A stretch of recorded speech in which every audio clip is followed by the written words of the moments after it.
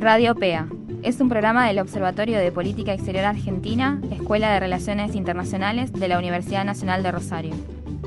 En el día de hoy tenemos la oportunidad de poder conjugar lo internacional con lo local, ya que contamos en el piso con la presencia de dos especialistas en diferentes áreas. Le damos la bienvenida a Claudia Alzugaray, ingeniera agrónoma y doctora en agronomía y especializada en reproducción de especies arbóreas nativas. Además es docente de la Cátedra de Biología y de la asignatura Introducción a los Recursos Naturales en las carreras de Agronomía y de Licenciatura en Recursos Naturales, y también trabaja en el vivero forestal agroecológico de la Facultad de Ciencias Agrarias de la UNR.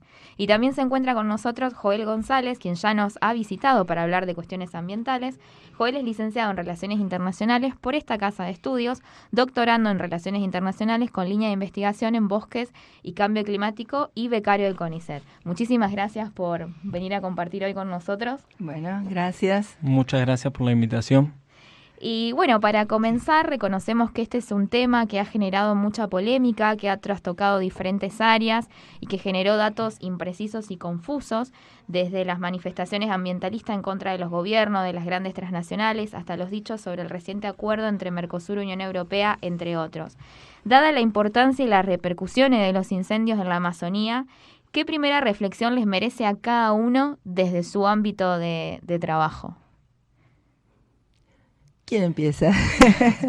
Bueno, primero quiero aclarar que me jubilé, no vaya a ser que genere algún problema con las cátedras que siguen funcionando. Mira, la reflexión para mí es que así como existe el ideal de basura cero, en mucha gente, que por ahora no es posible, para mí el ideal sería deforestación cero. Creo que ya el mundo no puede seguir aceptando la deforestación exclusivamente para la agricultura y la ganadería industrial, porque eso será para alimentar gente, pero no nuestra gente. La mayoría de la soja que se exporta en Argentina va a parar a los pollos y cerdos chinos. Entonces realmente uno se cuestiona, bueno, utilicen su territorio, pero sin embargo nosotros ahora seguimos siendo una colonia, Argentina y Brasil en parte también. Por otro lado, el hemisferio norte, tenés que Estados Unidos y Europa ha incrementado su superficie boscosa, está incrementando la superficie de áreas protegidas.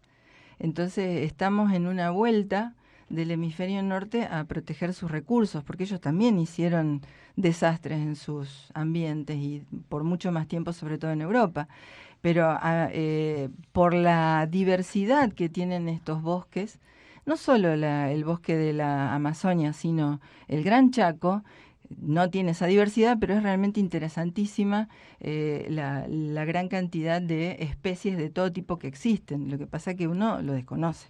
Entonces, para mí, no sé si sería un término político adecuado, pero yo iría a la deforestación cero. O sea, cualquier cosa que se haga en contra ya de este tipo de ecosistemas me parece que es nefasto. Y después puedo ir contando por qué. Así le doy espacio a Joela que diga su opinión.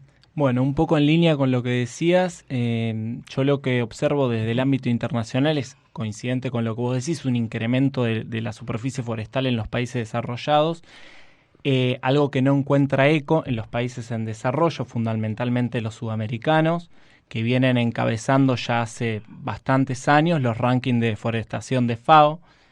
Y en este sentido, tanto Brasil, Argentina como Bolivia y Paraguay tienen una deuda muy considerable en el hallar alternativas de manejo sustentable que impliquen producción y a la vez nos permitan conservar los recursos, ¿no? Yo creo que un poco lo que hay que hacer es romper con esta dicotomía entre producción y conservación y apostar a las alternativas de manejo sustentable. Sí, estoy totalmente de acuerdo. Aquí yo quería hacer una aclaración respecto de los servicios ecosistémicos de nuestros bosques, en términos ya más de nuestros saberes, pero por otro lado, quería comentar algo, como recién lo estaba diciendo, que los gobiernos progresistas, populistas o como lo llaman, como sea, algunos dicen que también es de izquierda, Depende quién lo mira, puede verlo más de izquierda, menos de izquierda, pero son estos gobiernos que han permitido elevar cierto nivel de vida a la gente. Pongamos por caso Evo Morales, el gobierno de los Kirchner, en Ecuador cuando estaba Correa. Bueno, son gobiernos que tienen de todo, digamos, como para que uno pueda criticarlos. El tema es que sí, han repartido más cierta porción de la torta, han permitido un acceso a un mejor nivel de vida, sobre todo en estos gobiernos, han permitido que la juventud se exprese, se organice y haya más organizaciones de todo tipo. Por ejemplo, en Argentina, los programas de agricultura familiar, ProHuerta, que han trabajado muchísimo, inclusive estaba por salir una ley de agricultura familiar, las leyes de ambiente. A partir de 2002 salieron leyes de presupuesto mínimo, esa es la Ley General de Ambiente, después la Ley de Bosque, la Ley de Glaciares. Esas leyes no salieron de gobiernos neoliberales. El tema es que luego se quedan cortos porque, bueno, y no solo esas leyes, estamos hablando de ambiente, pero están otras leyes, las leyes que tienen que ver con la producción de medicamentos, con el tema de la regulación de la natalidad, o sea, de educación sexual, todo ese tipo de cosas, pero son leyes que no han tenido suficiente financiación. O sea, después nos quedamos cortos, desfinanciamos esas leyes y estamos en una situación intermedia. Entonces, esa es mi crítica a los gobiernos, a estos gobiernos que hubo, los que hay, los que habrá, que realmente van a tener que, de alguna manera, hacerle frente a esta situación, sobre todo a la situación ambiental, utilizando las leyes que ya tienen, porque la ley de bosque es fabulosa, pero bueno, la tenés que financiar y la tenés que promover. Entonces, a eso me refiero yo, que creo que el tema ambiental lo van a tener que tomar sí o sí, ya no lo pueden esquivar, por muchos problemas, que después lo vamos a ver. Sigo. Sí, y yo en línea con lo que contaban ustedes y que ambos conocen sobradamente, digamos, la cuestión de bosques acá en el país particularmente, ya trayéndolo más a lo nacional, ¿cuál es la situación de deforestación en nuestro país en lo que va del año o comparado con otros momentos? Y relacionado a lo que decías vos de los gobiernos, si digamos, los niveles de deforestación o digamos, todo lo que sea relacionado a esto, ¿cambia con los gobiernos o es más una política de Estado que se va manteniendo? Bueno, yo lo que he observado en el caso argentino es que, digamos, la deforestación es una problemática continua y por nombrar algunos datos de FAO, por ejemplo, entre 2005 y 2015 Argentina perdió anualmente el 1% de su superficie forestal. Es una cantidad enorme, llegando a picos de 400.000 hectáreas en 2014. Esto con datos de FAO. Creo que hay una deuda muy considerable en el caso argentino que puede resolverse mediante la modificación, el cumplimiento el cumplimiento de leyes como la ley de bosques y modificación en los patrones de producción y también, lo que a mí me concierne, hay alternativas internacionales como puede ser el mecanismo REDD+, de reducción de emisiones provenientes de deforestación y degradación forestal, donde Argentina se encuentra trabajando, pero es un proceso que fue muy tortuoso y duró 10 años.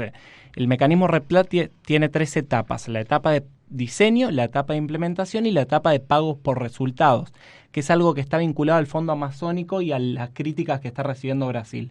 Brasil está más avanzado en términos de REDD+ y está en la fase de pagos por resultados. Estos fondos de los que hablamos son fondos que van a la conservación de los bosques. Argentina ahora ha decidido avanzar en el esquema REDD+, no obstante nuestra fase de diseño duró 10 años, es decir, un proceso que dura por lo general 4 o 5 años, a nosotros nos ha llevado 10 y recién está terminando. Pero esto que vos decís de Brasil, que está más avanzado, aún con la situación de ahora, digamos, ¿está vinculado a que ya tenga resultados como para estar en esa...? Lo que yo he observado en el caso brasileño es una retracción en la política ambiental desde el periodo de Lula a la actualidad. Lula se había propuesto reducir fuertemente la deforestación en el Amazonas. Hasta 2012 ese objetivo se cumplió relativamente. En 2008 se crea el Fondo Amazónico, que es este fondo que empieza a percibir flujos económicos de los países fundamentalmente nórdicos y europeos. Lo que he observado es que hay una retracción, como decía antes, fundamentalmente a partir del gobierno de Temer, que empieza con la reducción de reservas y áreas protegidas y alcanza su máximo con el gobierno de Bolsonaro, en términos de sus expresiones de no ampliar las áreas protegidas, de no ampliar las áreas otorgadas a las comunidades nativas, y bueno, su descreimiento total del cambio climático. Sin embargo, yo estuve indagando, que es lo que les contaba a los chicos recién, en el Instituto Nacional de Investigaciones Espaciales de Brasil, y tengo los datos acá, los números. Sí. Es cierto, con el gobierno de Lula la deforestación fue muy importante, y después decrece con el gobierno de Dilma. O sea, los datos están, cualquiera lo puede consultar. Lo que está ocurriendo ahora es que se está volviendo atrás en términos políticos. Claro. Y eso va a tener luego una respuesta en términos de superficie deforestada probablemente, pero por ahora se ha mantenido relativamente bajo en estos últimos años. Lo que pasa que ahora estamos, ponele pasada mitad de año, hay que ver qué pasa hasta después, ¿no es cierto? Así que sí, estos gobiernos neoliberales no van derecho al tema mercado. Claro, no contemplan el tema ambiental, lo declaman, pero en realidad no lo contemplan. Y en Argentina, si vos querías tener algo de cifras, por ejemplo, cuando se reglamenta la ley de bosques, tenés provincias como Formosa, que tiene un total declarado de 4.300.000 hectáreas de bosque y permitió el cambio de uso de suelo de 3.250.000 hectáreas. Chaco siguió en esa línea también, un poco menos. Y Santa Fe, por ejemplo, fue una provincia que no permitió el cambio de uso de suelo, aunque la deforestación continuó. No continuó al mismo ritmo, pero gente del Centro de Estudios Espaciales de la Facultad de Ciencias Agrarias, que hizo un trabajo hasta hace poco, detectó que hay deforestaciones. O sea que se continúa. Son ilegales. Sí, justamente eso era lo que quería preguntar, digamos, ¿cómo repercute la deforestación concretamente en nuestra provincia, Santa Fe, y en la región? Y también esto de lo legal, ilegal, ¿cómo es el manejo? Y mira, tenemos una ley que en nuestra provincia prohíbe directamente el desmonte, entonces cualquier desmonte es ilegal, así sea un bosquecito de chañares, es ilegal. En otras provincias no, porque cada provincia, como según la Constitución de 1994, los recursos pertenecen a las provincias. Entonces, según el ordenamiento de cada provincia, habrá desmontes legales, como en Formosa, que vamos a desmontar todo prácticamente, ¿no? La cuestión del desmonte, en términos de nuestras ciencias de la tierra, son cuestiones regionales bastante pesadas. Por ejemplo, todas las hectáreas, los millones de hectáreas que se han deforestado en el Gran Chaco, en la Amazonia, tienen un efecto impresionante en cuanto al ascenso de las napas de agua. Las napas de agua, o sea, el agua subterránea, asciende, en casos extremos ha ascendido hasta crear ríos. Por ejemplo, en San Luis hay un video muy interesante que se llama Río Nuevo, que lo hizo un investigador de CONICET, que es Jobashi. Un río nuevo apareció. ¿A efectos de qué? De la deforestación. Nosotros acá decimos, bueno, pero en Santa Fe no llega. Sí llega. El sur de Santa Fe, la Pampa de las Lagunas, menos mal que no llovió ahora mucho, pero las lagunas siguen creciendo. Y cuando llueve mucho, tenemos la napa de agua a pocos centímetros del suelo. Entonces, eso pasó en Australia. Australia tiene 2 millones de hectáreas salinizadas, porque además el agua arrastra las sales, que son normales en suelos, en todos los suelos, arrastra las sales hacia arriba y cuando hay periodos secos queda totalmente salinizado e inhabilitado el suelo. En la cuña boscosa santafesina ya hay bastantes sectores que se ven salinizados, o sea, ves hectáreas, cientos y cientos de hectáreas que tienen sal en superficie. Además de tener las napas ahí, cuando está húmedo, tenemos sal en superficie cuando está seco. Son terrenos que después muy difícilmente uno puede recomponer, los recompones con política pública. Por otro lado, el tema de las lluvias, que preguntaban muchos, ¿nos afecta que el Amazonas sea deforestado? Sí. Hay un trabajo hecho por ese mismo investigadores de ese mismo instituto que dice que si para el 2050 se deforesta el 40% del Amazonas, ellos van a tener menos lluvia, pero toda la cuenca del Plata también va a tener menos precipitaciones, porque las masas de aire vienen de norte a sur y vienen cargadas de humedad. O sea, los modelos, según el tipo de modelo, medio que no se ponen de acuerdo, se pusieron de acuerdo en que sí, que va a llover menos si hay más deforestación. O sea que los servicios ecosistémicos de los bosques son esenciales. O sea, retener agua, liberarla a la atmósfera, captar dióxido de carbono, liberar oxígeno, mantener biodiversidad. La biodiversidad es esencial para la vida psicológica de todos los individuos. Porque no me digan que se vive mejor entre cuatro paredes grises. No es una vida mala, es una mala calidad de vida. Tener diversidad en nuestros ambientes hace que la gente pueda vivir mejor. Y eso no se paga, no se puede comprar ni se puede vender. Esos servicios no se compran ni se venden, pero ahora hay gente que los está facturando y diciendo, mira, un roble de tantos años hace esto, hace lo otro. Eso lo han hecho en Inglaterra hace montones de años, ¿sí? Sí, y yo en línea con todo esto que vos estabas diciendo, también consultarle cuánto todas estas zonas perdidas, tanto a nivel nacional como ahora en el caso de la Amazonía, si los suelos se recuperan o no, cuánto tiempo llevaría, digamos, esa recuperación. Mira, los suelos, si no están salinizados, se recuperan. O sea, toda la agricultura urbana de Rosario ha sido punta en utilizar suelos que están decapitados directamente. Son canchitas de fútbol, basurales, todo eso, los bajos al lado de la circunvalación. Y se recuperan con materia orgánica y son lugares productivos, donde vos podés hacer huerta, podés hacer cultivos tradicionales o podés hacer árboles. O sea, todo depende de las especies, no son todas las especies, sí se recupera, claro que sí. O sea, mi mensaje no es negativo, bueno, estamos al horno, vamos a morirnos próximamente. No, para nada. La naturaleza además tiene una gran capacidad de recuperación. Eso nos juega a favor. Pero mientras tanto hay generaciones de gente que la está sufriendo, porque, digamos, todo esto tiene un correlato social. Entre los dos últimos censos nacionales agropecuarios se vio que se perdieron el 23% de los establecimientos agropecuarios. ¿Qué quiere decir? Que la gente se fue. Entonces perdemos gente de nuestro campo. O sea, la sojización no trae, la agricultura industrial no trae más trabajo, trae desocupación, trae pobreza. Entonces, digamos, la vida del campo, de las chacras, no existe. Además, estamos comiendo mal. Estamos comiendo con residuos de agroquímicos. Y no nos engañemos. Esa agricultura es nefasta. Vamos a tener que ir cambiando lentamente y no demonizar al productor, por otro lado, porque cuando se lo demoniza, el productor que dice, la miércoles, yo soy el enemigo. No es el enemigo. Tendrá que aprender nuevas formas de producir. Y el Estado tiene un papel fundamental, porque el productor solo no puede decidir, voy a cambiar de modelo así tan fácil. Y después, ¿dónde compro la semilla? Y la maquinaria, que es otra, ¿dónde la consigo? ¿Cómo hago? ¿Cómo hago para acumular materia orgánica en los suelos que ya lo perdí?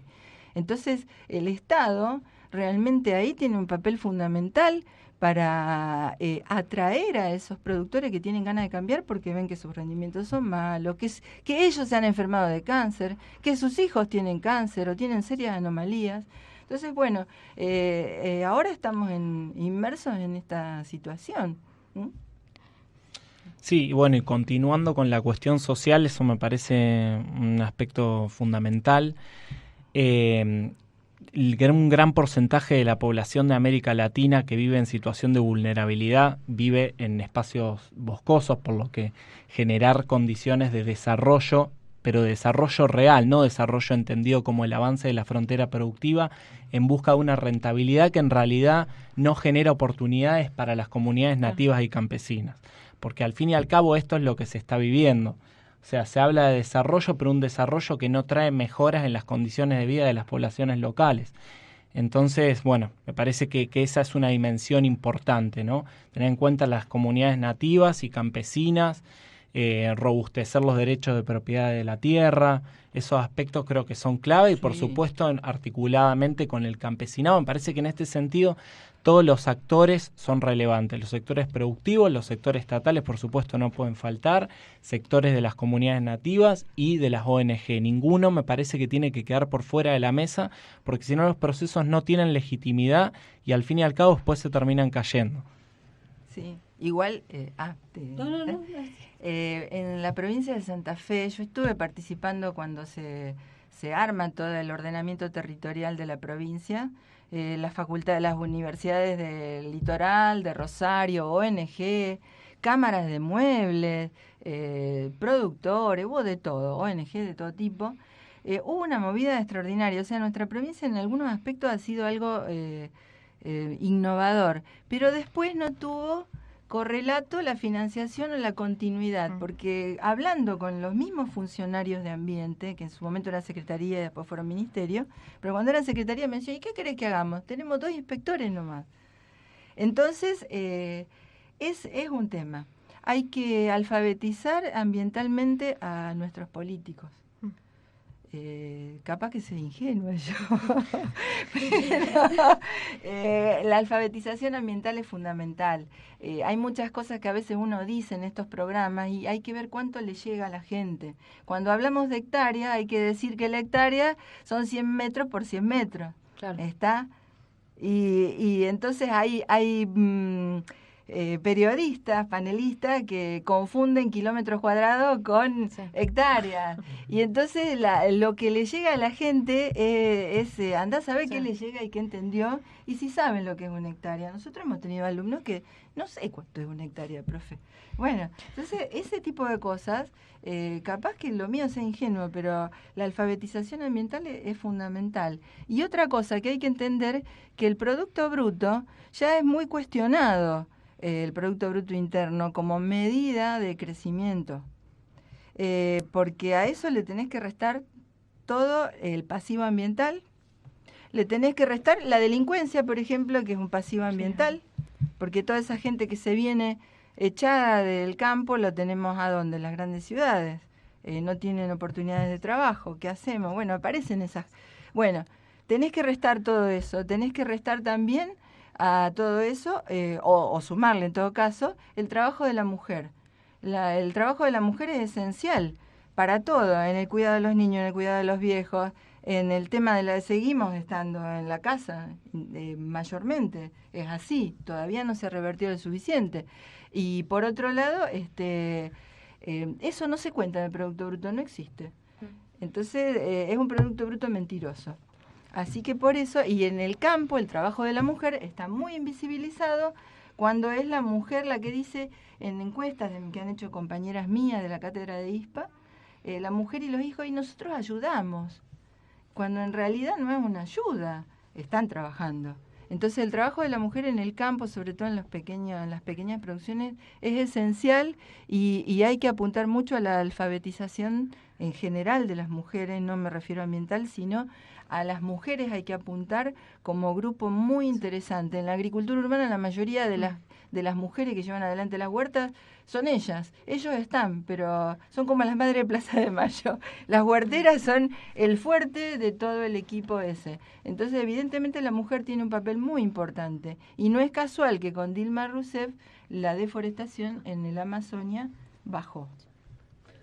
Sí, no, me quedaba justamente lo que al trabajar sobre esta temática o al enfrentarnos a armar el programa, nos poníamos con objetivo eso, ¿no? Hablar de dar el puntapié con este tema de la Amazonia, pero sabemos que todo esto tiene un montón de temas, como vos bien decís, concatenados uno con el otro. Los agroquímicos, acá en Santa Fe hay un montón de casos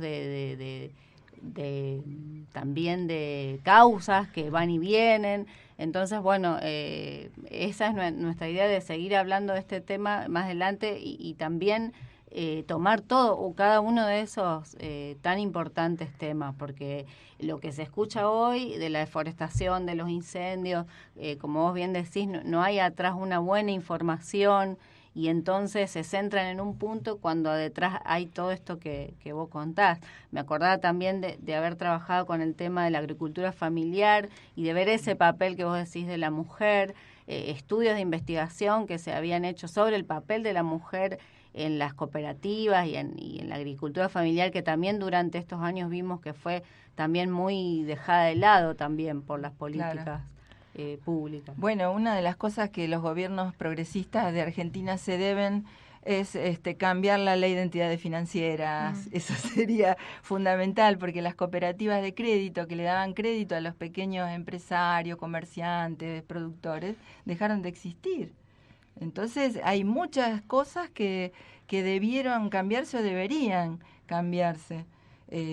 Porque para un pequeño emprendedor, no me gusta usar esa palabra, el crédito es fundamental. Mi papá tenía un negocio chiquito y él pedía crédito en la Caja de Crédito Rosario, como muchísima gente. Había una movilidad económica interesante a ese nivel. Bueno, con esta ley se terminó. Entonces, ¿cuántas leyes habría? ¿Cuántas cosas hay que revisar, no? Para que nosotros podamos arrancar, ¿no? Ya hemos arrancado, la sociedad arrancó hace mucho y los políticos de turno van a tener que ir siguiendo esa sociedad en lo posible, porque cuando van en contra los resultados ya los estamos viendo. Entonces la sociedad arrancó, tiene su función, los grupos de pueblos pulverizados y fumigados tienen una función extraordinaria, pero después los profesionales tienen que ir a ofrecer, bueno, ahora, ¿qué hacemos en estos 3 kilómetros que no podemos pulverizar? ¿Cómo lo hacemos? ¿Qué podemos hacer? Entonces, esas son opciones que hay que ver, porque si no, te quedás en la protesta. Entonces, sí, justamente en correlación con lo que venías comentando, yo opino exactamente lo mismo, sobre todo la necesidad de poder alfabetizar ambientalmente, y esto obviamente a todos nos hace ruido la pregunta de que si existe en perspectiva de cambiar a su modelo de producción sostenible, puesto que la sociedad arrancó, pero falta como esa decisión política de ir más para adelante. Y en ese sentido me pregunto también, esto también más para Joe, hubo una firma de un acuerdo por el Amazonas entre Brasil, Perú, Ecuador y Colombia. O sea, ¿esto les parece, digamos, que esto es por la galería o se busca frenar lo que está sucediendo? O si piensan que hay alguna alternativa, digamos, desde la política como para poder revertir o empezar a revertir la situación teniendo en cuenta, digamos, lo de la Amazonía. Bueno, respecto al pacto, me parece bienvenido. Lo que sí no deja de ser una declaración de voluntad. Acá hay algo que se está observando, digamos, y que se visibiliza en este cruce discursivo entre Macron y Bolsonaro, que es algo de larga data en el ámbito de las relaciones internacionales, particularmente lo que refiere a los bosques, que es una discusión que ha impedido que los bosques tengan un acuerdo vinculante a nivel internacional. Es decir, el cambio climático tiene acuerdos vinculantes y los países están obligados a realizar compromisos concretos. En el ámbito de los bosques eso no sucede, y mismo en 1992, cuando fue la Cumbre de la Tierra, se dio una oposición fuerte entre los países que tienen los stocks forestales, principalmente los países latinoamericanos, y los países desarrollados que de alguna forma lo que piden es conservar esos espacios. En este sentido, Brasil fue relevante en esa cumbre porque adoptó una postura defensiva de los recursos naturales, que impidió la consolidación de un régimen vinculante, ¿no? O sea, los recursos naturales observados como una forma de generar desarrollo. Ahora, tenemos que preguntarnos qué tipo de desarrollo es el que queremos generar. Yo, con respecto a esto que preguntaba Neria, lo que decías vos y también a lo que planteabas en un primer momento de deforestación cero, es como, siento que quizás estamos como en la encrucijada de hay que cambiar todo de raíz, digamos, porque nuestro sistema de producción se basa fundamentalmente en el agro, en la ganadería, en la exportación. Entonces, ¿cómo hacer para revertir todo eso? Cuando en realidad nunca pudimos desarrollar otro sistema industrial, digamos, que nos compense, digamos, salir de ese sistema primarizado, por decirlo así. Argentina es uno de los primeros países a nivel mundial que produce orgánicos. Entonces, estaba yo ayer leyendo... No es algo imposible. No, hay 3 millones de hectáreas dedicadas, o había, creo que se redujo un poco, para ganadería bovina y ovina orgánica. Y después también hay... pero esos son datos que no Argentina, con el tema de los datos, me cuesta mucho encontrar datos reales en algunos aspectos porque están desglosados por provincias. Claro. Pero también habría una cantidad equivalente de hectáreas en producción orgánica, sobre todo hortalizas, cítricos, y también hay algo de productos de trigo orgánico, hay una serie de cosas que son muy interesantes, o sea, sí se puede revertir tranquilamente, no te digo todo, porque yo no, digamos, uno puede ser idealista, pero no tonto, pero el problema que nosotros tenemos acá son los grandes pools de siembra, que ya exceden al productor. Entonces, esos pools de siembra, que yo creo que deben ser básicamente, no sé, corregime, pero capitales extranjeros o mixtos, en realidad son un problema. Por otro lado, tenemos que las terminales que existen exportadoras en nuestro país no pagan ningún impuesto, no pagan nada. Cuando vos tenés que en los países europeos, la gente que importa, o en Europa o en otros países, la gente que importa, esas empresas pagan ganancias en su país por todo lo que traen. En cambio acá no. Entonces, digamos, nosotros estamos siendo absolutamente desfinanciados. Nos están llevando el carbono, el nitrógeno, el azufre, el fósforo del suelo, el agua. Nosotros somos grandes exportadores de todo eso, ¿está? Entonces es realmente severo. Y minerales. Nosotros los estamos exportando, pero a precio cero. No tenemos ninguna ganancia de todo esto. Así que yo cuestiono eso terriblemente, porque, digamos, ¿qué ganancia tiene el pueblo argentino con ese tipo de negociados? Usted que sabe más que yo, Joel, me puede contar, pero se puede cambiar tranquilamente porque la exportación de orgánicos y el autoconsumo de orgánicos es más sano, no necesariamente es más caro. Hay cantidades de redes en todo el país que están trabajando. Yo hace poco ya fui a buscar papa y batata en el mercado de concentración, papa y batata orgánica, estoy en un grupo de consumo consciente con hijas y vecinos y qué sé yo, y estamos comprando todo orgánico dentro de nuestro país. O sea que la red está, pero bueno, le dejo los datos más duros a Joel. No sé si datos duros, pero en ese sentido sumar 2 alternativas. Últimamente he estado leyendo mucho sobre la revalorización de productos nativos, o sea, de frutas y verduras que son propias de nuestros ecosistemas, que me parece que eso es algo interesante, digamos, la producción de frutas del Amazonas o de verduras propias del Amazonas para consumo, es decir, nosotros estamos acostumbrados a consumir productos que no son de la región, y esos productos desplazan a los nativos y los han desplazado históricamente. Eso me parece que es una alternativa interesante. Y después, no hace mucho, tuve la oportunidad de visitar Tierra del Fuego y ellos están trabajando mucho con lo que es manejo de bosques con ganadería integrada, que implica la tala selectiva, en teoría, de porciones de bosque. Claro. Que podría ser otra alternativa, al menos más amigable con el ambiente, ¿no? Claro. Yo cuando digo deforestación cero no digo que no usemos los árboles, ojo, digo que no hagamos cambio de uso del suelo, que el bosque siga siendo bosque, porque sí, vos podés sacar ejemplares enfermos, ejemplares rotos, podés podar, podés conducir, podés replantar, pero el tema es no cambiar, ya no cambiemos más, porque Argentina tiene 75% de su territorio árido y semiárido. Entonces, no, y ahora lo que se prevé para este año es que en la zona noreste vamos a tener una precipitación ligeramente superior a la normal, pero no Niño, pero en toda la zona de Cuyo y del sur del río Colorado, ahí va a haber sequía. Y en la región de Cuyo tiene una sequía histórica desde el año 94. Tiene secas, si ustedes han ido, tiene secas sus cortinas forestales. No tienen agua para sostener cortinas forestales. Hay pueblos abandonados. Barrial, que está cerca del Parque Nacional El Leoncito, yo fui hace poco, y Barrial está abandonado, todas las chacras están abandonadas, no tienen agua.